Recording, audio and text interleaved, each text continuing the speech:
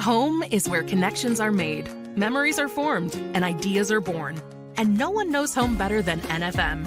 Thanks for tuning in to I Am Home, the podcast that goes deeper than trends and dives into what it means to make your house a home. Hello, everybody, and welcome to I Am Home, the Home Life Best Life podcast. I'm Tyler Weiskup, joined by my co-host who has the podcasting flow of Kendrick Lamar. It's Becca Sudbeck. Hi, Tyler. My kids would be excited about that and disagree. No. I think it's 100% true. That's why I wrote it. I'm jealous. And our other co-host who debatably makes better use of space than Neil Armstrong. It's Hillary Waltemath. Hey, Tyler. Hi, Hillary. This month, our theme is loving the home you have. And today's topic is a fun one. It's how to turn awkward spaces into awesome places, because we all have those parts of our home that are just, maybe could use a little bit more love. And we have a special guest that I'm excited to introduce here officially in a second to talk to us about it. But before we do, let me tell you why we're even doing this podcast. And that's because NFM is more than just your everything home store. We're in the business of improving lifestyles because your home life should be your best life. And you can learn more at nfm.com. And again, so over the moon today to introduce our special guest, one of our faves. It's NFM's interior designer extraordinaire, Chelsea Heppner. Thanks for having me. Yes, of course. Thanks for coming back. I'll introduce you quick to the audience. You've been with NFM as an interior designer for about 5 years, Yep. A little over 5 years. You've also worked as an architectural designer. Mm-hmm. You're classically trained at the University of Illinois, and you've got a master's from Harrington College of Design. I mean, Chelsea, this is the accolades here. This is very, very impressive. Instagram tells me that you're also a bonus mama. Yeah, this was you would describe that here. Yeah, a pet mama and an amateur gardener as well. Yep, I try my best. Yeah, what do you garden? What's like your go-to? This year I did cucumbers, basically everything that it takes to make pico, because I'm a pico lover. Yes, perfect. So got the best recipe. So mostly just a few different types of vegetables, but okay. Yeah. If we have time, we're gonna have to circle around to the pico. Right. recipe. I got it. Yeah. Okay. Besides the dreams of tomorrow by being a bonus mama, is there anything else that you want to tell us about introduction wise that we didn't get to about your resume? I think you covered most of the bases there. Yeah. So. Yeah. I had a pretty good list. I did a lot of research. Well, again, I'm so into this topic of awkward spaces because I just made that last thing awkward. But you're exactly the right person to talk to us about this. I mean, obviously, your knowledge, your expertise, and just you've been here a few times now helping us with similar issues. So excited to talk about this topic. I wonder if we can back up and just maybe like help define what is an awkward space in a home, and like why do you think that they're so common? I think in terms of awkward spaces, it's really defined. I mean, I think everyone thinks of them differently, but any space where you don't inherently think like, what do I do with this? Like, or is there a natural use to it? You know that next to a kitchen, there's a space and you put a dining table because that's it's closest to the kitchen, but you've got these kind of unique, especially with older homes, you've got these unique nooks and maybe smaller rooms that don't necessarily tell you exactly, okay, what do I put in this space? So how do I furnish it? How do I design it? So I think that would be just in general what I would define as an awkward space. Yeah, especially those older homes. I feel like in the newer spaces, everything, just that openness has made it like, not to say that sometimes an open space can't be awkward, but sometimes just like we're pretty good at being able to give you things that you can like fill those awkward spaces with. And if it's open, it's easier to kind of slot things in. You think that's fair? Yeah. Okay. Why do you think so many homeowners struggle to make kind of the most out of these areas when we're talking about awkward spaces? I think, again, just kind of going back to that notation that, it's not obvious, right? And I think what it's my job to do is to kind of get out of the homeowner, what what do they do uniquely that we can add to a space to actually to make it their home, to make it an extension of their character. I think that's kind of how we navigate those awkward spaces, or, again, rooms that they just don't know what to do with. So I can vouch that Chelsea is very good at helping. We had a super weird old home. I didn't know what to do with this, like, living room / whatever. And it looks great now. So yeah. Can we talk a little bit more about it? You want to share like what was it? Do you know what it was used before? Like you had this like awkward area. Yeah, I mean, it was like a living room, and then there was it had it's separated by like a bar situation. like a peninsula kind of thing, where it's stuck out in the middle of the space. So really long and not very deep space. Yeah, really not deep at all. Yeah. And then there was like a weird fireplace and like a TV cabinet, and I didn't. It was all just kind of weird placement. So like, where do you put the sitting space versus like, what do you do with that dining space that's over there that's blocked by a peninsula kind of thing? So it was fun. Yeah, and we came to some good solutions. Yeah, what did we end up doing? I love it. Well, we took the peninsula out. easy. Yep. Which was great. Good and like start. it also had like so many different kinds of floors too. I should mention that. Like there was different floors in between the the living space and then the peninsula and then the space beyond the peninsula. Yeah. Trust me, your face. Yes, says it all. But we made it all one floor. We took the peninsula out, and like there's like a living area and then like a dining area now. And did we take the built-ins got removed? I think.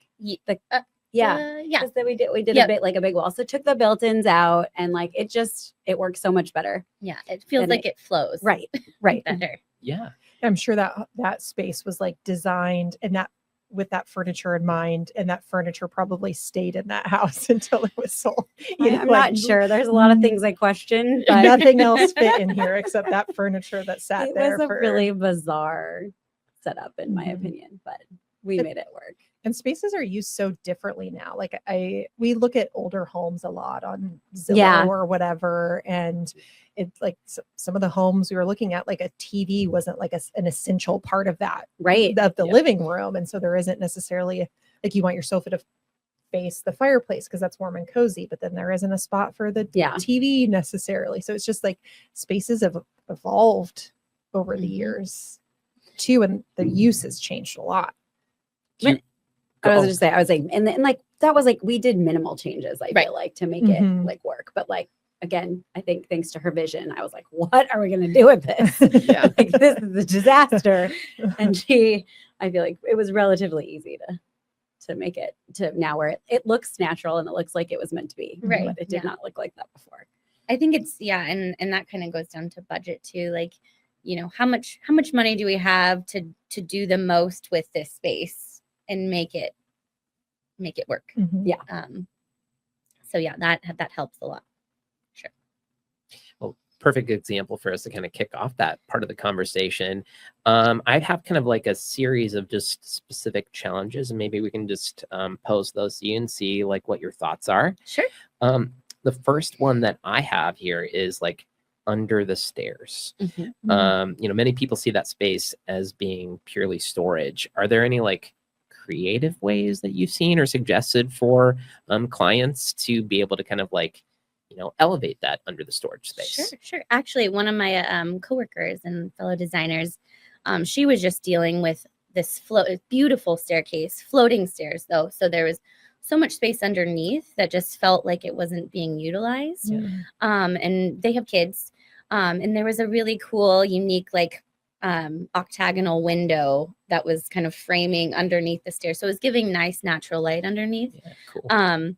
But what she did with it was she built a little kids like reading nook kind of lounge space. So it was nicely designed, but they, had a nice area rug and some poofs and some shelving so that they can really make that their own and kind of feel like it's their own space, but still kind of go with the rest of the aesthetic in that room. So that was really cool. Yeah, I feel like those like reading nooks are really Mhm. popular because it's like cozy under Yeah. there. You got like your little roof, and Mhm. you know it's a little Harry Potter-esque, but like I think Right? in a good way. Mhm. Yes. Yeah, we saw we were looking at a home that had been recently remodeled, and the way the stairs went into the basement, there was like this like nook underneath, and like naturally you want it like it's the catch-all for things, but they had put a desk Oh, in there, and it was like a function. I think that's where they did a lot of like puzzles and things, but their whole basement was kind of designed around, they were grandparents, and so it was like ideal for, they have their grandkids over a lot, but they had like put a desk that like fit under there perfectly and was a little like activity or craft table. I thought that was clever. It wasn't Yeah. like a built-in, it was just kind of like they positioned it. Yeah. Yeah. It was completely open under the stairs. So I don't know what it looked like before, but the way they had it set up now, they just like added some furniture under it. And I think naturally you'd like, oh, put some shelves there and store whatever stuff. But Yeah. it made it even more functional. Yeah. I've also seen where, like in an entryway, those grand staircase, but then, there's all that just wall underneath it. Mhm. I've seen where they made it look like wainscoting from the exterior, but it was actually like pull out drawers. So that had so much Nice. storage Yeah. in that one little space, but it looked really nice and detailed just as an accent wall. Yeah. Just if you were just to look at it. So Mhm. I I like thought that. that was a really cool use of space. A little more practical that way to like Mhm. get Mhm. into it too, versus just like I gotta clear all this stuff out here. I gotta move Right. this thing out of the wall to try to like get to a box under the stairs, which I feel Mhm. like what was my life growing up all the time. Just like, all right, I gotta get stuff out of here. Mhm. So I love that suggestion. That's Yeah. awesome. And open storage or like open shelving is like for pretty stuff. Let's Right. be honest. You can't actually Right. store stuff. Right. Exactly. And who wants to dust Yeah, that anyway? yeah, that's exactly. true. So many trinkets. Okay. Next specific challenge that I have for you, Chelsea. Corners. Unused corners are kind of like a universal probably design dilemma. How can homeowners rethink these areas to make them feel more purposeful? Corners. That's a tough one because I tend to maybe not draw so much attention to corners. Again, I think every space is different. I haven't personally had to navigate that challenge other than someone saying like, hey, what do I put here? Because, the stairway comes down and you're looking directly into a corner. But I can imagine, again, some sort of built-in something that is going to make better use of the space or again, give you storage, things like that. That's kind of where I'm at, I guess, in my mind visually. Coincidentally, this house I referenced with the desk under the stairs, it was an older home and they kind of redid the front facade, and on the front right corner, they had put in 2 almost like floor to ceiling windows in the corner. And then on the inside, it was like little counter height table and 2 bar stools. And they said it was their favorite spot to like drink coffee look out the in the window or in the whatever. morning. Yeah, Yeah. cool. And so I mean, like that's a little bit more involved, but they installed 2 windows, and so it looked really nice from the exterior of the house because you have instead of that like return that's just like solid siding or whatever. Right. But it brought in a lot of light into this like awkward kind of space, and I thought that was really sweet thinking about that couple and how that design choice was made with them in mind in terms like an awkward space that would probably just clutter into something that was like fit their lifestyle. Yeah. Mm-hmm. And who doesn't want natural light Yeah. and views Natural light. outside, 100%. Yeah. Yeah, but to put windows in a corner, Mhm. like I've never seen or considered that before. Yeah, it's pretty rare. I like that. It's a clever solution. Mhm. I've seen a lot more of like just like those like corner bookcase Mhm. type Sure. situations, or like even floating shelves type things. Sometimes can be done relatively okay. But Chelsea, you had mentioned just like pointing people away from corners a little bit. Do you technically Maybe. like when you're thinking about the space and like drawing less attention? Is it just more about like the things that you're putting centrally? Sure. And more about symmetry. I think it just kind of creating balance in the space. So I guess I tend to think of the corners as kind of the non-focal point. Yeah, negative space. Yeah, You don't need right. something everywhere. You don't have to apply Mhm. something on every surface of your home. Mhm. And that's good to know. That's Yeah. part of like what we're talking about with like Yeah. helping people. Like if you're staring at it, you're thinking, I think I need something there.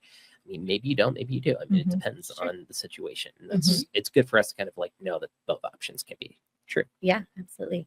And that just brought up something in mind. Like people always, when their kitchen cabinets don't go all the way to the ceiling, they think they have to put something up there. Mhm. And that's not necessarily the case. You know, sometimes void is beautiful too.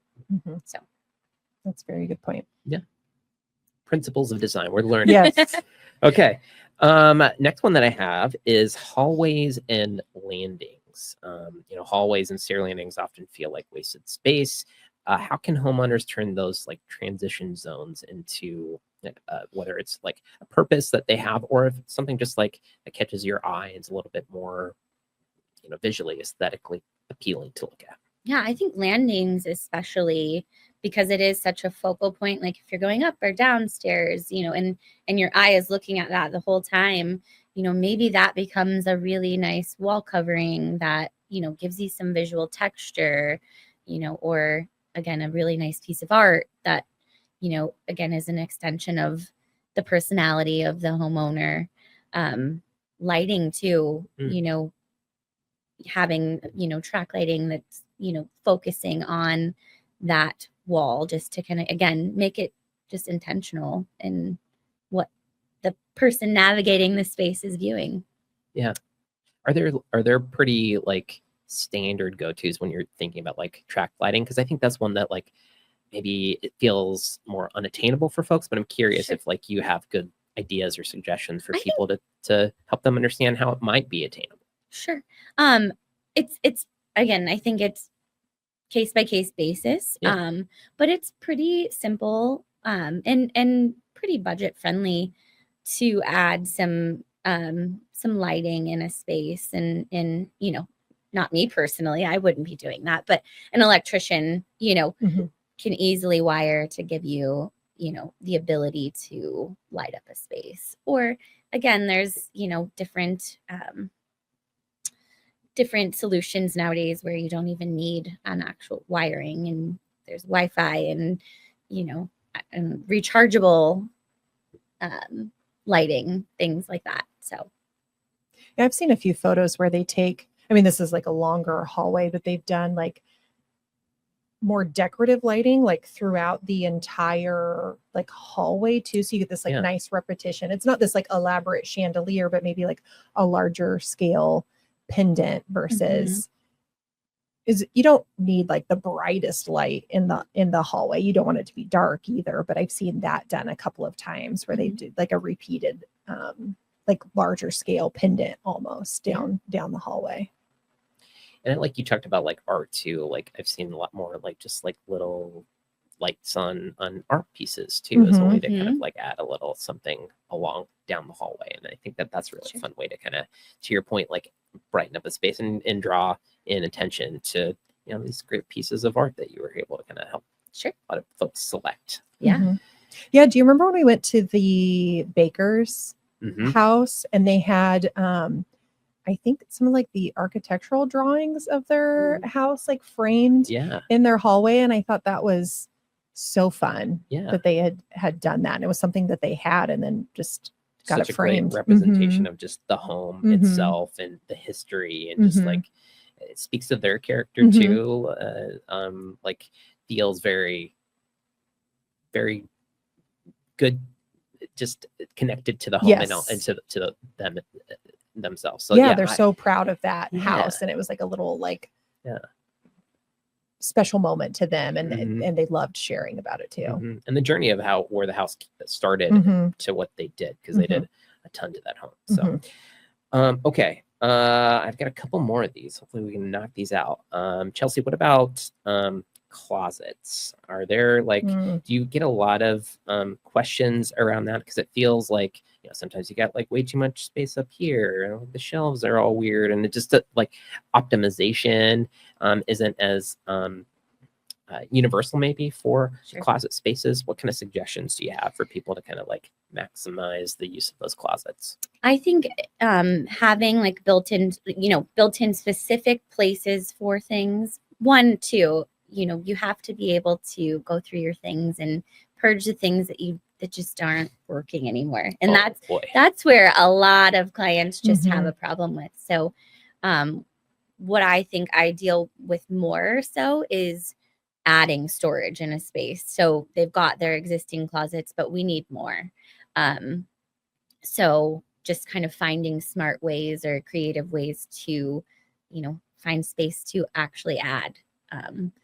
But in general, I think, being able to compartmentalize that space and give everything its own designated space, I think is probably the way I would start for sure.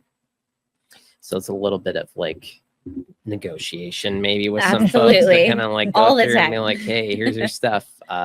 Do you need this can of suntan lotion from 1994? Okay. That's What kind of suntan lotion are you using? 1994. They all came in cans. You don't remember? Go back to your history, folks. One thing we did with art, because our bedroom specifically, or like clothing storage, we struggle with bad. But one thing we did when we painted our bedroom, I think that was within the last year, we did like the color wash trim. We repainted everything, trim included, all the same color. And we took the doors down to paint them with our paint sprayer and realized like, even that like opened up our closet a ton. We had this whole wall that we couldn't use because if the door like was open, it was blocking it. And Dan has a lot of hats, like so many hats. So what we did is I found it on Pinterest. We kept the door down. We didn't put the door back up. And we hung a like curtain that kind of matched the wall color. And so we've got this curtain that I like that. I don't know how to describe that style, but I love it. We took like a boring closet door down and hung a curtain instead in a discreet way. So it doesn't look like we're hanging like a window curtain in our closet. And now we've got a whole wall space to store all the accessories that were just like piles on the floor or so like at the very top that you can't actually get to, right? And would just create a mess all of the time. So it's like so much more functional. And I think it feels like a little special too than that like hollow core door that we had there before.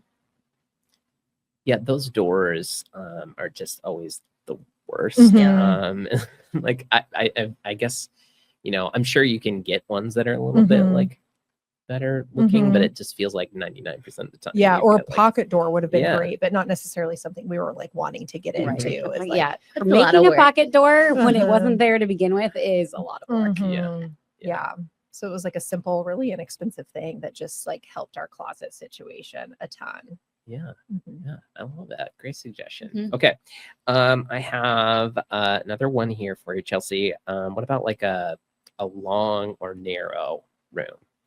You have any advice for folks who are looking at that kind of situation? This happens a lot. So many times we've got this like long, a lot of times in basements as well, where we've got this long, narrow space that just, they don't know how to place furniture or what to do with it.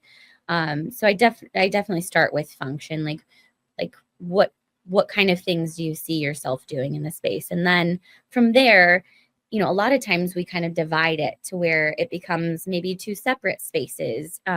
Maybe the sitting space is over here and then the other space, and then the other side is maybe for games or, maybe a big card table that, everyone can sit around or for eating or, things like that. So I think more often than not, we're dividing space in kind of a smart way, to where, again, we keep the flow, but we can also utilize all of that space in a smart way. Yeah, I love that. Is there some go-tos that you have when you're helping people kind of like define two areas in those long hallway type rooms? I wouldn't necessarily say go-tos, but one, again, because the TV is such a focal point in our home, where does that, I think we kind of, a lot of times we start with where does that go? And then from there, then place the sitting furniture around that, and then define that secondary space, essentially. But some people don't. I mean, there are people that don't think the TV is the focal point of the home, and I also enjoy that too. So maybe it becomes more of a conversation space where all the furniture is facing each other, and you create kind of a cozy environment that way. So yeah, I think about going back to the baker's house that we visited too, what they did with their, like, I guess it was basement space that they had.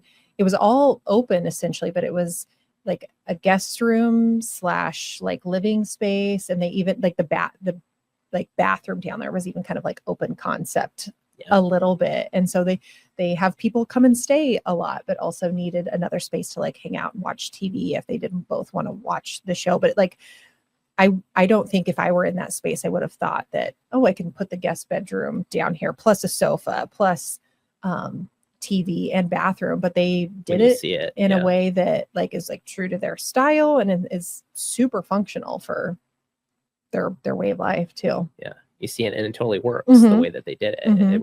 It doesn't feel awkward. They didn't at all. put walls up at all. Yeah. And they left it really open, and it flows really nicely. I think it goes to what Chelsea's saying about the idea of like finding those like focal points. They have that TV area, and then they have like the bed, obviously, and that helps kind of like now those are your two zones, and it just makes it pretty simple. Like that's what they're doing out of that area. This is where you're hanging out, and that's where you're sleeping.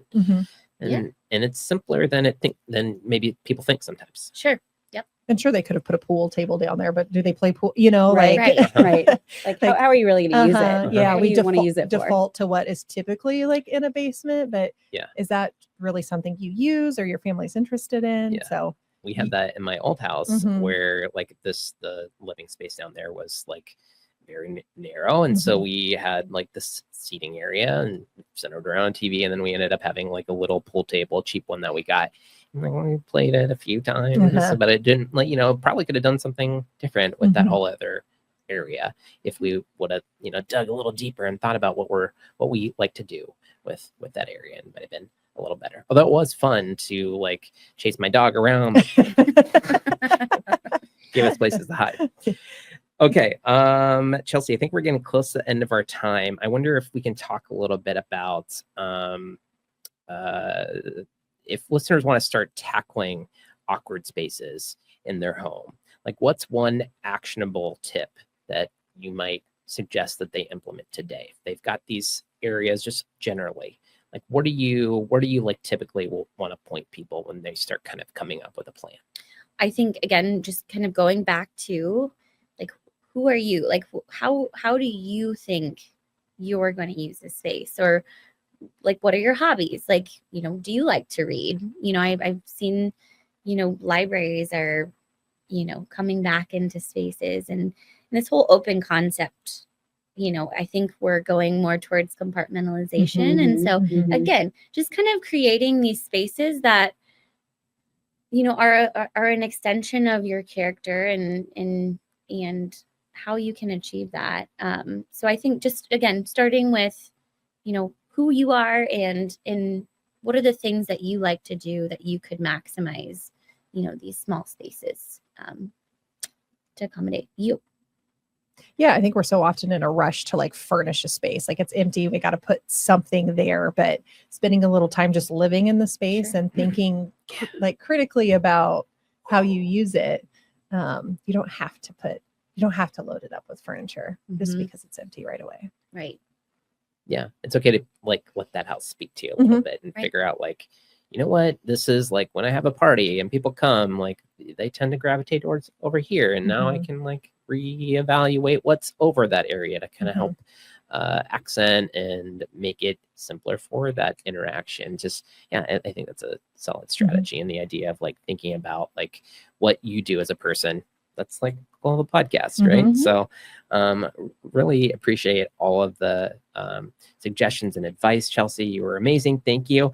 I also want to thank our co-hosts, Becca and Hillary, our producers, Ann and Scott, and to all of our listeners as well. Remember to send us your questions at nfm.com/podcast. We're just dying to give out some free advice to all of you. So make sure that you do that. And we'll just wrap up as we always do. Remember, home is what you make it. Thanks for joining us today for I Am Home with Tyler Weisskopf, Hillary Waltemath, and Becca Sudbeck. No one knows home quite like NFM. So if you'd like more information on home design at NFM, please check out nfm.com and leave us a review on the podcast platform of your choice.